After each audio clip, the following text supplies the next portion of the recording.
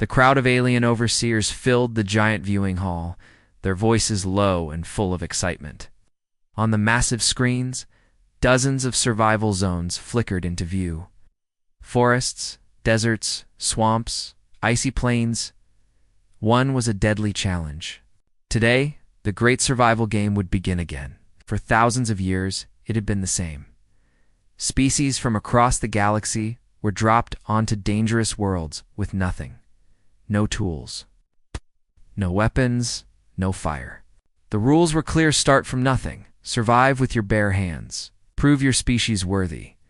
When the humans appeared in the drop zone, the overseers hardly paid attention. To them, humans were just another new species, weak-looking, soft-skinned. With no claws or natural armor, they would last a few days at most.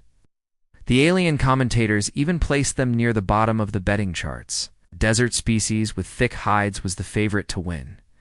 A six-legged predator from the ice fields had the second highest odds. The humans? Forgettable? The drop signal blared and every team was teleported into their starting areas. The humans landed in a thick forest. The alien cameras zoomed in, expecting confusion, but that wasn't what they saw. The humans didn't stand around in shock. They didn't look scared. They didn't even argue among themselves. Within seconds of appearing, one man bent down and picked up a stick. Another began scanning the tree line. A woman crouched low, rubbing dry grass between her hands to test how brittle it was. They moved with purpose, like they had done this before. In the overseer command booth, one alien leaned closer to the feed. Why are they gathering things already? The other species are still just standing there? Another overseer shrugged. Instincts. Some species have them. Instincts didn't explain what happened next. The human leader, a tall man with short hair and a calm voice, gave a quick series of hand signals. Instantly, the group split into smaller teams. 2 went to search for water. 3 started cutting long branches with sharp rocks. 1 began building a small pile of dry leaves and twigs in a clear patch of dirt. The alien commentators laughed. They think they can make a shelter on the first day and fire? Impossible. You can't make fire without tools. Minutes passed. The human with the dry grass pulled out 2 rocks. He struck them together. Sparks flew. On the big screen, a small wisp of smoke began curling upward. The alien crowd murmured. No species had ever made fire in the first hour, not without smuggling tech. In the human camp, the group worked quickly. The smoke turned to flame. They fed it with dry sticks until a small, steady fire burned. The warmth spread as a human leader grinned. Already the rules were broken. The overseer's announcement at the start had been clear. No tools, no fire, no weapons. Yet here it was, day 1, hour 1, and humans had all 3 in progress. The camera zoomed in on another human, who had taken a long branch and sharpened one end with a stone. The wood fibers peeled away, forming a deadly point. She tested the balance by spinning it in her hands. It wasn't perfect, but it would kill something if it had to. By midday, the human camp was alive with activity. They had a central fire, sharpened spears, and a crude shelter made from branches and large leaves. The other species in nearby zones were still wandering aimlessly, trying to find food or a safe place to rest. Some were already showing signs of exhaustion. But the humans? They were laughing. They were comfortable, high above, in the overseer observation deck. Things were no longer relaxed. Pull up their scans, one alien ordered. They must have hidden tech, neural implants, anything. The scans showed nothing unusual. No devices. No weapons hidden in their bodies. No implants. It's just muscle, bone, and flesh.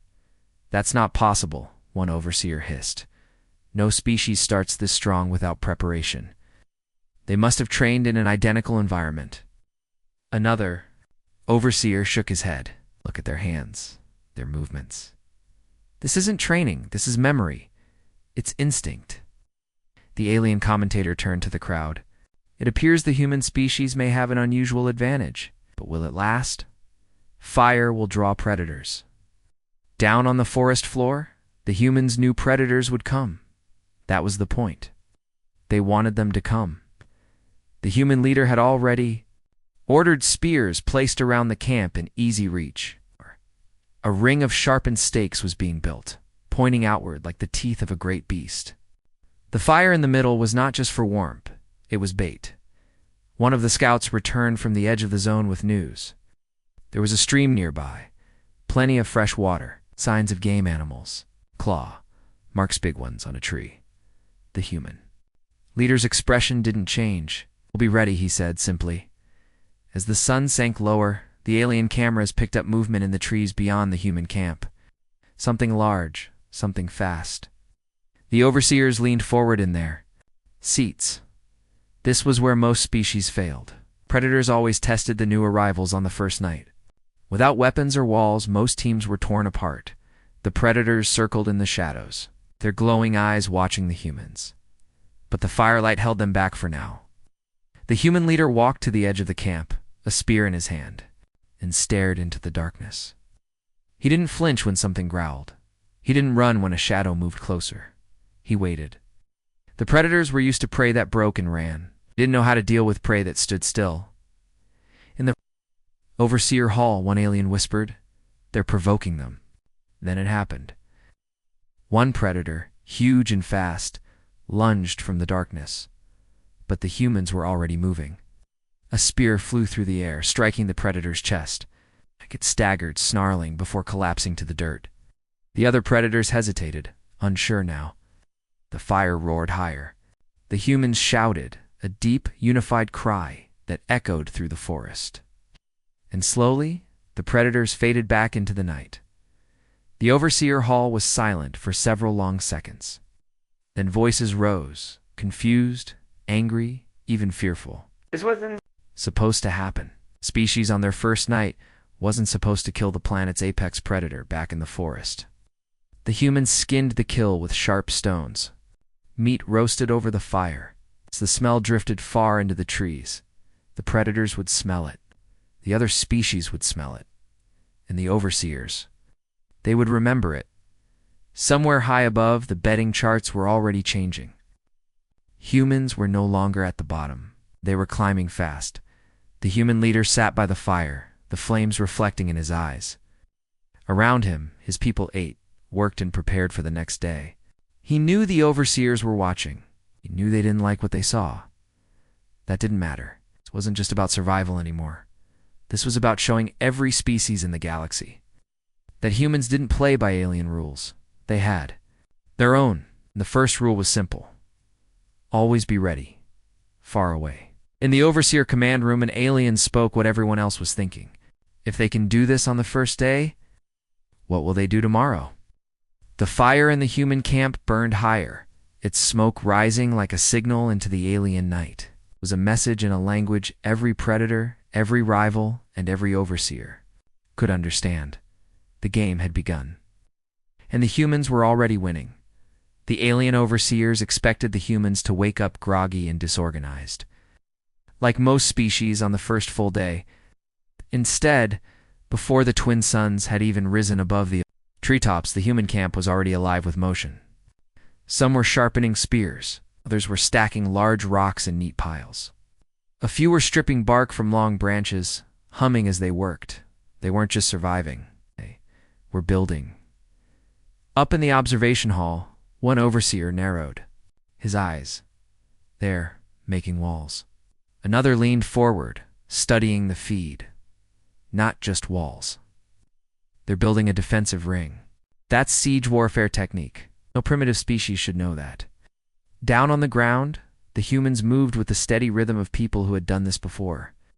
The leader, a man with sharp eyes and a calm voice, walked the perimeter, giving short, clear instructions. Two humans cut deep notches into tree trunks, bringing them down in controlled crashes. Others stripped the branches and cut the trunks into lengths, using sharp stones as crude axes. Each log was dragged to the growing palisade, where sharpened ends were driven deep into the soil. By mid-morning, a half-circle of upright stakes surrounded their camp. It was already high enough to keep out smaller predators, but the humans weren't satisfied. They kept adding layer stakes angled outward, pits dug just beyond the wall, crude traps made from vines and heavy stones. The alien commentators were baffled. They're working as if they've done this together for years. No hesitation, no wasted movement. This is unnatural. One alien analyst began checking human history files, but there was nothing in the official data to explain this level of skill. No records of them being a warrior species. No great empire known for fortifications. It's just an ordinary young race. From a distant, unimportant world. Back in the forest, a group of humans returned from a scouting trip. They had found a clearing with several small animals, quick rabbit-like things with long ears and sharp teeth. They had also found something else. Tracks. Huge, heavy ones, pressed deep into the soil. Whatever had made them was bigger than the predator they had killed the night before. The human leader studied the tracks without fear. "We'll need higher walls," he said simply. The work continued. As the suns climbed higher, the heat in the forest grew oppressive. The overseers expected the humans to slow down, to take shelter and rest. But the humans worked through it. Sweat soaked their clothes, but they did not stop. Water carriers moved back and forth from the stream. Hunters brought in more meat. Builders kept driving stakes into the ground with heavy logs, each thud ringing like a drumbeat of defiance. By midday, this fortress was taking shape, a rough circle of wooden stakes with a single narrow entrance. Inside, the fire pit burned, low, surrounded by flat stones. Several drying racks were already full of meat strips smoking over the heat. Bundles of leaves hung from ropes, drying in the sun plants chosen for their medicinal uses, gathered earlier that morning. In the overseer control booth, one alien muttered, "This is a military outpost. They're building a base, not a camp." "Where? Would they have learned it?" another asked. "No idea," came the answer. "But it's not luck." That afternoon, the humans began work on a watch platform. They lashed branches together with twisted vines, building it high enough to see above the wall. From there, they could scan the forest for movement. A scout climbed up, settled in with a spear, and began watching. The humans weren't waiting. For danger to come, they were preparing to meet it. Other species in nearby zones had noticed the human fortress. A group of small reptilian competitors stopped within sight of the wall. They stared at the humans stacking logs, their eyes wide, with confusion and envy. In their own camp, they had only a crude lean-to and a small fire. One of them hissed softly to another. The overseer microphones caught the translation. "They will win. We should join them." As the day stretched toward evening, the forest grew quieter. The humans knew that meant only one thing: predators were moving out. The leader ordered the gate secured with a heavy crossbeam, while traps were checked and reset. Fires were stoked higher, sending smoke curling into the darkening sky. Up in the observation hall, tension built. The predators would come. They always came at nightfall, but now there was a wall between them and their prey. The first attack came. Just after the suns dipped below the trees, a massive shape emerged from the shadow's thick fur, long claws, eyes glowing with hunger. It prowled along the outside of the wall, sniffing for a weakness. The humans stayed silent, every spear aimed at the beast. When it lunged at the wall, sharp stakes drove into its chest, stopping it mid-leap. It snarled and backed away, bleeding another. Predator circled from the opposite side, testing the defenses, but every path it took was blocked by sharpened wood or a pit hidden under leaves. One predator fell into a trap, snapping a leg in the fall. The humans ended it quickly with 2 spears. The overseers watched in disbelief. The wall, it worked. "It's not just for show. It's more than that," another replied. "They've turned the game into a siege, and the predators are the ones trapped outside." The predators circled for hours, but the fortress held. The humans took turns. At the watch platform, eyes scanning the tree line. When the attack slowed, they left 2 guards awake, and the rest slept in safety, a luxury almost no species had during their first nights. From high above, the alien commentators whispered to each other. "They are not supposed to be this good." Down. In the camp, the human leader sat near the gate, sharpening his spear by firelight. His eyes were on the dark forest, but his mind was elsewhere. He knew the overseers were watching. He knew the other species were watching too. That was the point. The wall wasn't just to keep predators out. It was to show everyone predator. Rival or alien judged that humans didn't run. They built. They prepared. They endured. By the time the first light of dawn touched the treetops, the predators were gone. The humans opened the gate, stepping into the forest as if nothing had happened. They carried spears, coils of vine rope, and bundles for carrying wood. The game might have only been in its second day, but the humans were already thinking long-term. Far above, the overseers argued in hushed tones. Should they step in now? Change the rules? Move the humans before they upset the entire balance of the great survival game? But no decision was made. Not yet. They wanted to see what the humans would do next. The humans didn't know about the debates in the alien halls. They only knew one thing. The wall was just the beginning. The forest was alive with whispers in the dark. Leaves shifted when no wind blew. Shadows moved between the trees, large and slow. The humans could feel the weight of many eyes watching them from just beyond the glow of the fire. They had seen signs during the day, deep claw marks in tree bark. Broken branches high above the ground, paw prints the size of a human chest. But seeing the signs and hearing the hunters moving through the forest were two different things. Night was when this world belonged to predators. The humans didn't panic. They didn't huddle together or freeze. Instead, they prepared. The fire in the center of the camp roared, fed by a steady stream of dry logs. Around it, several smaller fires had been built at key points inside the wall. The flames painted, the stakes in gold and red, casting long flickering shadows. The air smelled of smoke, meat, nauseous scent that would carry far into the night. On the watch platform, two humans scanned the darkness. Their eyes were adjusted to the firelights. Edge, searching for the faintest sign of movement. Down below, others stood ready with spears. Each spear point was blackened from fire hardening, trick passed down through countless generations of survival. The first predator revealed itself without warning. It stepped from the shadows into the half-light, a massive, six-legged beast, with a thick mane and long, saber-like teeth. Its yellow eyes locked onto the humans, unblinking.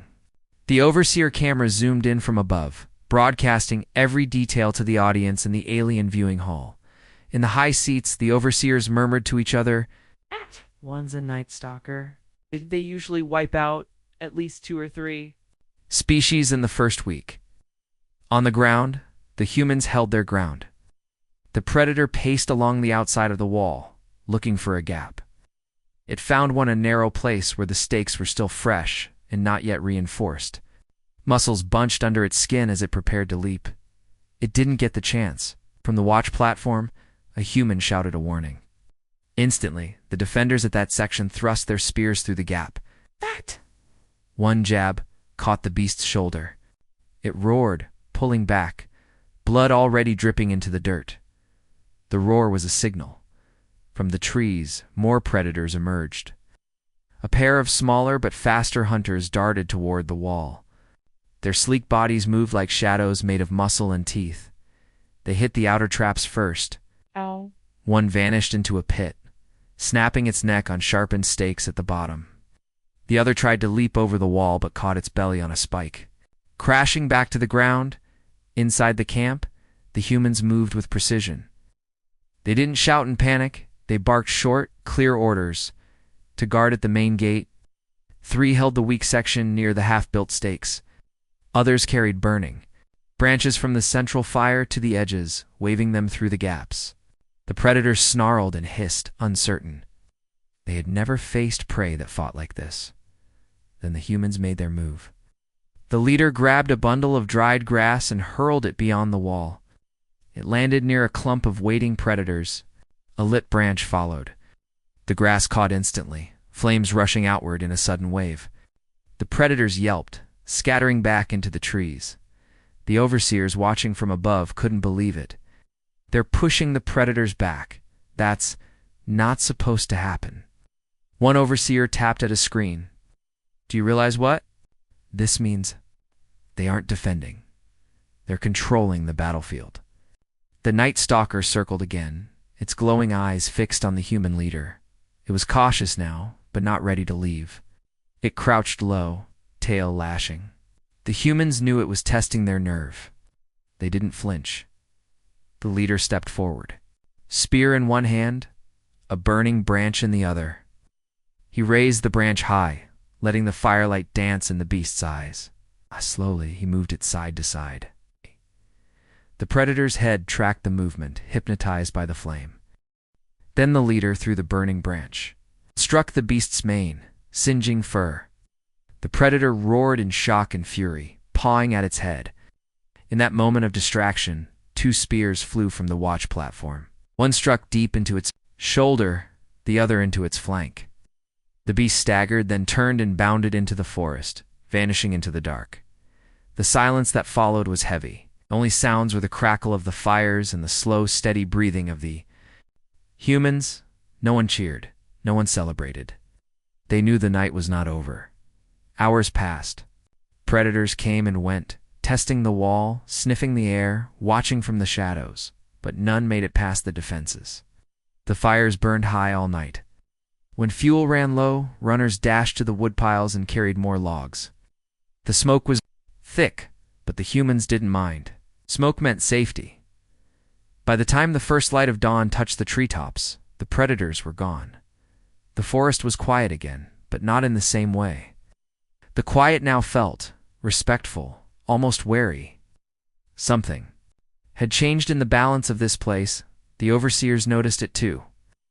In the command booth, one alien turned to another. The predators will adapt. They always do. But so will the humans.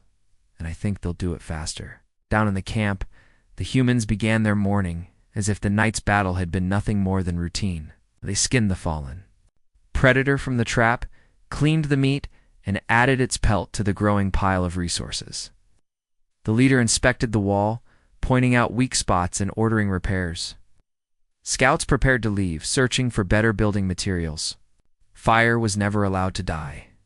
Even as the day brightened, smoke curled into the air like a signal. To the overseers, it was a challenge. To the predators, it was a warning. And to the humans, it was a promise no matter what came next, they would be ready. The humans woke to the sound of a low, humming vibration that was not part of the forest. It came from above, steady and deep, like the heartbeat of a machine. Heads turned skyward. The scouts stopped mid-step. Even the fire tenders froze with logs in their hands. Through a gap in the canopy, dark shapes descended. They were not predators. They were metal, angular, and glinting in the morning light drones. Their smooth shells reflected the flames of the camp as they hovered, motionless. Above the human fortress, the humans had seen the drones before, high in the air, always watching. But this was different. These were close to close. They were here for something.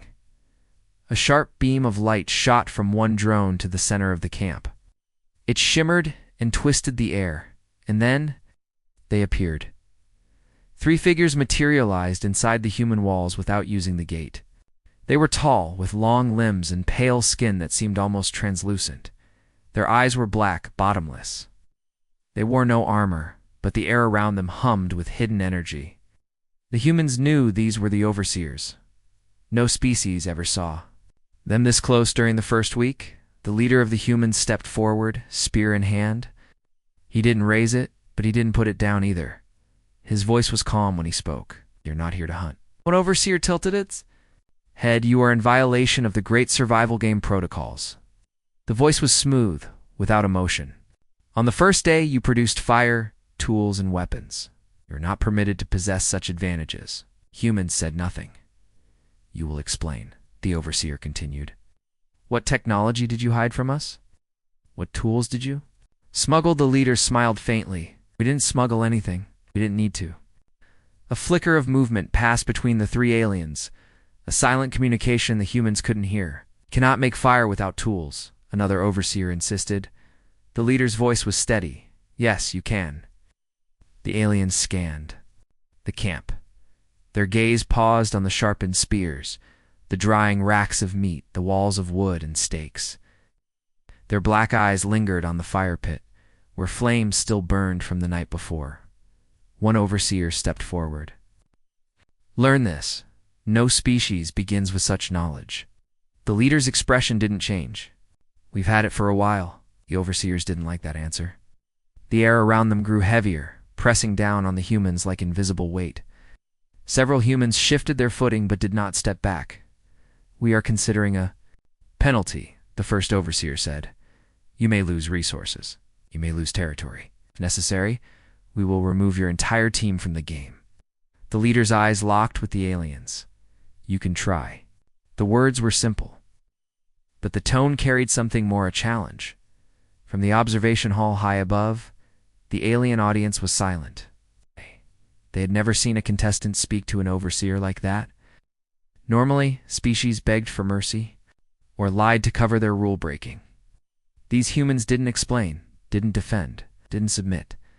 The overseers turned to each other again, communicating in rapid, silent bursts. Then, without warning, the air shimmered. They vanished, leaving only the faint hum of the hovering drones. For a long moment, no one moved. The humans stood in the quiet, the fire crackling softly. Then the leader turned to his people. Work faster, he said. I'll come back. The camp exploded into motion. Scouts went out in pairs to gather wood, vines, and stones. Builders reinforced the walls, adding a second row of angled stakes. The watch platform was doubled in height. The hunters set new traps further from camp, wide enough to catch the largest predators. By midday, the drones returned, but this time they stayed high above the trees. They didn't interfere. They just watched. The leader knew what that meant. Overseers were trying to catch them making a mistake. He also knew the other species had seen everything. Somewhere in the forest, eyes had been watching when the overseers appeared and when they left without punishing the humans. That alone would change the balance of the game. At sunset, a group of small-scaled aliens appeared at the gate. They carried no weapons, only empty hands raised in peace. Leader of the reptilian group stepped forward. We saw you stand against them, it said in halting speech. You know how to survive? Teach us. The human leader looked past them to the tree line. He knew the drones were watching, recording every word. Slowly, he opened the gate. Come. In, he said. The reptilians entered, their eyes wide as they saw the fire, the weapons, the food stores. Up in the observation hall, an overseer slammed a clawed hand onto the console. This is unacceptable. They're not just surviving, they're spreading their methods. Another overseer's voice was quiet but firm. Yes, and soon the others will follow. Night fell again. The fire burned high. Two species now worked together, inside the walls, and in the dark forest beyond. More eyes watched, not just predators this time, but hungry survivors who were realizing the rules of the game had already changed. The overseers had come to intimidate the humans. Instead, they had given them something far more powerful, a reputation. By the third night, the smoke from the human camp could be seen for miles. It curled into the sky like a signal, a steady column that never faded. For most species in the great survival game, smoke meant danger, fire out of control, predators drawn by the scent of cooking meat. But now, for many, it meant something else entirely. It meant safety. The reptilian allies who had joined the humans on the previous day worked side by side with them now. They learned fast. Their clawed hands stripped bark for rope, dug post holes, and shaped stone blades. They spoke little, but their eyes never stopped watching what the humans did.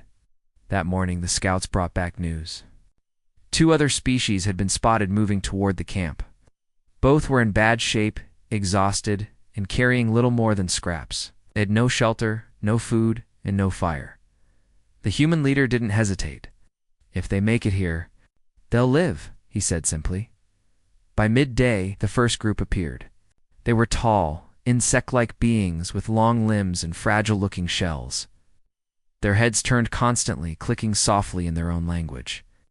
They stopped at the edge of the clearing, unsure whether to approach the gate. The human leader walked out to meet them. He didn't smile. He didn't lower his spear. But he also didn't drive them away. What do you want? He asked. One of the insectoids stepped forward. His voice was quiet, shaky. We saw the predators flee from your fire, saw the overseers come and leave. We cannot survive alone. Teach us. The leader studied them for a long moment. Glanced back at the reptilian allies inside the wall, then back at the insectoids. Finally, he stepped aside and pointed toward the gate. Get inside. Work starts now. Not long after, the second group arrived. These were smaller, fur-covered bipeds with large, bright eyes. They carried nothing but a single bundle wrapped in leaves as a child, too weak to walk. The humans didn't question them. They opened the gate and let them through. By the time the suns began to sink, the camp was crowded. The walls that had once protected only humans now sheltered for different species. The newcomers moved awkwardly at first, unsure how to act inside a space that was organized, safe, and full of activity. But the humans put them to work immediately. Some were sent to gather wood and vines. Others helped dig deeper pits for traps. A few were taught how to sharpen stones into blades. The humans didn't waste time explaining why every task had a purpose. And the newcomers quickly learned that following orders meant eating at the end of the day. Up in the observation hall, the overseers were restless. This is spiraling out of control. One snapped. They're creating a coalition. Another nodded. We've never seen this. The game is meant to be every species for themselves. Alliances fall apart quickly under stress. But this? They're not just cooperating. They're building something permanent. Back in the forest, the predators watched the growing camp from a distance. They had tested the walls twice since the first night, but both times they had been driven back. Now, with so many fires burning and so many defenders on the wall, the predators stayed farther away. That night, the humans tried something new. Instead of waiting for an attack, they sent out a hunting party before full dark. The team included humans, reptilians, and even 2 insectoids. They moved like a single unit, each carrying a spear or torch. They followed the tracks of a large predator into the forest. The overseers zoomed in on the hunt. This was unprecedented. Species didn't leave the safety of their camp at night. The commentators spoke in low, urgent tones to the audience. This is not a defensive move. This is an organized strike. The hunting party found the predator near a watering hole. They didn't rush in blindly. They set a trap, first sharpened stakes hidden under leaves along the path the beast would take if it ran. Then they approached. Slowly, torches in hand, the predator tried to flee, just as planned, and fell into the trap. The spears came next, fast, accurate, deadly. The kill was quick. They carried the meat and hide back to camp under the light of the fire torches, their shadows long and sharp against the trees. Inside the walls, the newcomers watched in awe as the hunting party returned. The humans had not only defended them, they had gone out into the dark and taken the fight to the enemy. In the observation hall, the overseers fell into uneasy silence. They were losing control of their own creation. The great survival game was supposed to be a test of individual species' ability to endure. But here, the humans had turned it into something entirely different, a network of allies, a fortress of shared survival. And now, an army did the human leader stood by the central fire that night, looking over the growing crowd. 4 species now sat together, eating from the same kill, warming themselves at the same flames. Ow. No one spoke of the overseers, but everyone thought about them. The humans had proven something dangerous. Once you taught survival to one, they could teach it to others. And once the others learned, they would never again be as weak as they were before. The overseers could not erase that knowledge, no matter how hard they tried. The 4th night was different. The fires inside the camp burned brighter than ever, and the walls stood taller, but no one slept easily. The humans had called a meeting by the central fire, and every species gathered to hear what was coming next. The human leader stood with a spear in one hand, its tip blackened from fire. His eyes swept the crowd, humans, reptilians, insectoids, fur-covered bipeds all watching in silence. "We wait," he began, his voice low and steady, "and they come to kill us. We fight and we survive. But if we keep waiting, they will keep coming." He paused, letting the words sink in. The reptilians shifted, their tails twitching. The insectoids clicked softly, The fur-covered bipeds pulled their young closer. "We end it," the leader said finally. "We take the fight to them." Gasps spread through the crowd. No one in the history of the game had done this. The rules, unspoken but understood, were simple. Stay alive, defend yourself, never go looking for the enemy, to leave the safety of your walls was madness.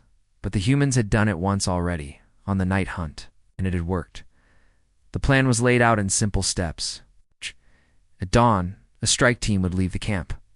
It would be the largest and most dangerous group ever assembled in the game, 30 individuals from 4 different species. They would track the predators to their nesting grounds, destroy them, and burn everything that could shelter them. High above, in the Overseer's observation hall, alarms flashed across the screens.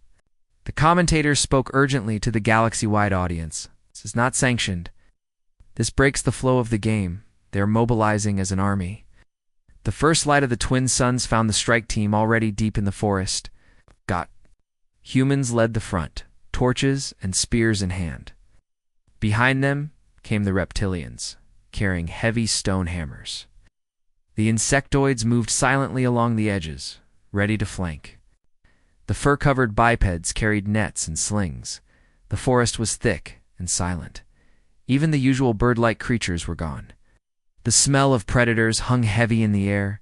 They reached the first sign of the enemy by midday, a trail of crushed undergrowth, leading toward a rocky ridge. At the base of the ridge they found bones, dozens of them, some old and bleached, others fresh and red. The humans didn't slow. They moved up the ridge, every step measured, every ear listening. At the top, they saw the predator den. Gaping cave mouths surrounded by claw marks and the stench of blood. The human leader raised a hand, signaling silence. The strike team spread out. The insectoids climbed into the trees, ready to drop down from above. The reptilians moved to block the escape paths. The fur-covered bipeds readied their nets. Then the humans lit their torches. The first predator came, charging out, teeth bared, eyes wild. A spear caught it in the throat before it could reach the line. It fell hard, choking, and the others were already upon it, hammer blows, stones, and slings. Finishing the job, 3 more predators burst from the cave, one after the other. The nets tangled them, the spears struck deep, and the hammers crushed. Bone. The insectoids dropped from above, stabbing with sharpened sticks. The battle was brutal but quick. The predators fought with desperation, but the strike team fought with purpose. Every move was coordinated. No one broke formation. When the last predator fell, the humans didn't stop. They moved into the cave, torches lighting the dark. Inside, they found the heart of the threat, a nest of young predators, already big enough to kill. The leader's voice was grim. "No mercy. Not here." The torches went to work. Flames filled the cave, smoke pouring into the sky. The overseers watched from above, their screens filled with fire and chaos. One of them slammed a fist against the console. "They're not playing the game. They're ending it." When the strike team emerged, the cave was nothing but burning rubble. The predators in this region were finished. For the first time, the forest felt quiet. The journey back to camp was slow but triumphant. It carried meat, hides, and even sharpened predator teeth for weapons. When the gates opened, the entire camp cheered, not in fear, not in relief, but in victory. That night, the humans didn't just celebrate, they trained. Every species practiced with their new weapons. Children learned how to throw stones. The reptilians showed the bipeds how to weave stronger nets. Insectoids demonstrated silent movement techniques. The overseers were right too. Fear this moment. The great survival game was no longer about survival. It was becoming a war, and the humans had just taken the first step toward winning it. By the 5th sunrise, after the great hunt, the forest had changed. The cries of predators were gone. Ow. The game trails were quiet. For the first time since the drop, no one in the camp woke to the sound of something trying to kill them. But the overseers didn't like silence. From the observation hall, they watched the camp through hundreds of lenses. The walls were bigger now. the fires constant. And the people, humans and their allies, moved with the confidence of those who knew they would see another day. This was not the chaos the game was built on. They've broken the system. One overseer muttered, "No fear, no panic, no desperation." "Then we bring it back," another replied coldly. It began with the sky. The first streaks appeared mid-morning, small dots that grew into roaring fireballs. The camp scattered for cover as impact after impact shook the ground. The strikes weren't random. They were aimed at food stores, water sources, and watchtowers. When the smoke cleared, the overseers made their next move. From the tree line came machine stall, metal-limbed enforcers, their heads glowing with cold blue light. These weren't predators. They were hunters built for one purpose: to reset the game. By erasing anything that gave one group an advantage, the humans didn't. "Retreat!" The leader's voice cut through the chaos. "Hold the walls. Do not break." The first enforcer hit the gate, metal fists denting the wooden frame. Spears shattered against its armor, but the humans adapted fast. The reptilians threw their hammers at the knees, forcing the machines to stagger. The insectoids climbed onto their backs, jamming sharpened sticks into exposed joints. The fur-covered bipeds darted in and out, tangling their legs with nets. The battle was vicious. The machines fought without fear, without pain. But every time one fell, the camp roared in defiance. Smoke from burning wreckage joined the ever-present columns from the fire pits. High above, the overseers argued. "They're not supposed to win this. They're not supposed to do any of this," another said. "We underestimated them." Below, the humans pressed forward. They didn't just defend the camp, they pushed the enforcers back into the forest. And then, for the second time in as many days, they did the unthinkable. They hunted the source. The scouts had spotted a tall structure deep in the trees, of communications spire, the overseer's direct link to the arena. It was guarded, but if it fell, the humans believed the overseer's control would break. The strike force moved out before dusk. Their weapons heavier now, blades made from enforcer parts, shields from their armor. The forest seemed to hold its breath as they advanced. They reached the spire just as the twin moons rose. It was taller than any tree, its surface covered in glowing lines. The guards' more machines stepped forward, weapons humming. The fight was fast and brutal. Sparks lit the dark as metal clashed with stone, hammer blows dented armor, and firelight danced across the clearing. The humans fought in tight formations, each species covering the others. When the last machine fell, the leader approached the base of the spire. He looked at the strange glowing surface for a long moment, then swung his spear hard. The first strike cracked the outer shell. The second made the glow flicker. The third broke it completely. The spire's light went out. Up in the observation hall, the overseer's screens went black one by one. Their control feeds vanished. For the first time, they were blind to what was happening below. Panic rippled through the room. In the camp, the fires burned higher. People, human, reptilian, insectoid, and biped looked up at the night sky. Knowing the rules had changed forever, the humans hadn't just survived the Great Survival game. They had ended it. And somewhere far beyond the arena, the galaxy was watching, wondering what humans would do next.